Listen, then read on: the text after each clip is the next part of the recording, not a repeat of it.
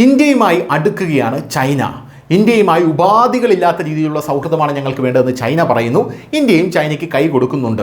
കഴിഞ്ഞ ദിവസം നമ്മൾ ന്യൂസ് ഇന്ത്യ മലയാളം ഒരു റിപ്പോർട്ട് പുറത്തുവിട്ടിരുന്നു. അതായത് ചൈന 150 കിലോമീറ്റർ അപ്പുറത്തേക്ക് തങ്ങളുടെ സൈനികരെ പിൻവലിച്ചു.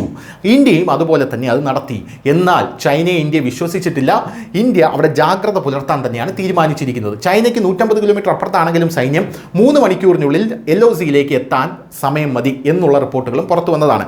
ഇപ്പോഴിതാ ചൈനയുടെ വിദേശകാര്യമന്ത്രിയായിട്ടുള്ള വാങ് യി അദ്ദേഹം ഇന്ത്യയിൽ വന്ന് വളരെ വലിയ ഗംഭീരമായിട്ടുള്ള ചർച്ചകൾ നടത്തിപ്പോയി. ഇന്ത്യയുടെ മണ്ണിൽ നിന്ന് അമേരിക്കയ്ക്ക് താക്കീതും കൊടുത്തു. അതിനുശേഷം അയാൾ പോയത് എങ്ങോട്ടേക്കാണ്? അയാൾ പോയത് പാകിസ്ഥാനിലേക്കാണ്. അതായത് ചൈനീസ് വിദേശകാര്യമന്ത്രി വെള്ളിയാഴ്ച പാകിസ്ഥാൻ സൈനിക മേധാവി അസീം മുനീറുമായി ചർച്ച നടത്തി എന്നുള്ളതാണ് റിപ്പോർട്ടുകൾ ലഭിക്കുന്നത്. ഭീകരവാദത്തിനെതിരായ പോരാട്ടം, സുരക്ഷാ പ്രതിരോധം, ഇരു രാജ്യങ്ങളുടെയും പരസ്പര താൽപ്പര്യങ്ങൾ എന്നിവയെക്കുറിച്ചാണ് ചർച്ച നടത്തിയത്. വിദേശകാര്യമന്ത്രിമാർ തമ്മിലുള്ള തന്ത്രപ്രധാനമായിട്ടുള്ള സംഭാഷണം നടത്താൻ ബുധനാഴ്ച വൈകുന്നേരം ഇസ്ലാമാബാദിലെത്തിയ വാങ് നിലവിൽ പാകിസ്ഥാൻ അധികാരത്തിലുള്ള പാകിസ്ഥാൻ സൈനിക മേധാവി ജനറൽ അസീം മുനീറുമായിട്ടാണ് ചർച്ച നടത്തിയത്.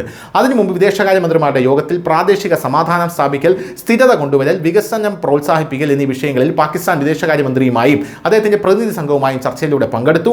എല്ലാവിധത്തിലും പാകിസ്ഥാന് പൂർണ്ണ പിന്തുണ നൽകുമെന്ന് അദ്ദേഹം വാഗ്ദാനം നൽകുകയും എല്ലാ കാലാവസ്ഥയും പങ്കാളിത്തം ഉറപ്പാക്കും എന്ന് പറയുകയും ചെയ്തു. ഇത് ഇന്ത്യയെ വല്ലാതെ അസ്വസ്ഥതപ്പെടുത്തിയിരിക്കുകയാണ്. ചൈനയെ എത്ര കണ്ട് വിശ്വസിക്കാമെന്നുള്ളൊരു ചോദ്യത്തിൽ ഇന്ത്യയുടെ ഏറ്റവും വലിയ ശത്രുവായിട്ടുള്ള പാകിസ്ഥാനിൽ പോയി സപ്പോർട്ട് കൊടുക്കുന്നത് ഇന്ത്യക്ക് അംഗീകരിക്കാൻ സാധിക്കില്ല. എന്തായാലും വാങ് യി പിന്നീട് പാകിസ്ഥാൻ പ്രധാനമന്ത്രി ഷെരീഫുമായും പ്രസിഡന്റ് ആസിഫ് അലി സർദാരിയുമായും കൂടിക്കാഴ്ച നടത്തി. ഇരുവരെക്കാളും അസീം മുനീറിന് അവർ നൽകിയ പ്രാധാന്യം പാകിസ്ഥാനിലെ യഥാർത്ഥ ഭരണാധികാരി സൈന്യമാണെന്നും മുനീറിന് പൂർണ്ണമായ ആധിപത്യമുണ്ടെന്നും ചൈനയ്ക്ക് അറിയാമെന്നുള്ളത് വ്യക്തമാക്കുന്നു. പാകിസ്ഥാനിൽ എത്തുന്നതിന് മുമ്പ് വാങ് ചിങ് കാബൂളിൽ എത്തിയിരുന്നു. അവിടെ അഫ്ഗാനിസ്ഥാൻ, പാകിസ്ഥാൻ, ചൈന, വാങ് ചിഹ് എന്നീ രാജ്യങ്ങളുടെ വിദേശകാര്യമന്ത്രിമാരുമായിട്ടുള്ള ത്രികക്ഷി യോഗവും അവിടെ നടന്നിരുന്നു.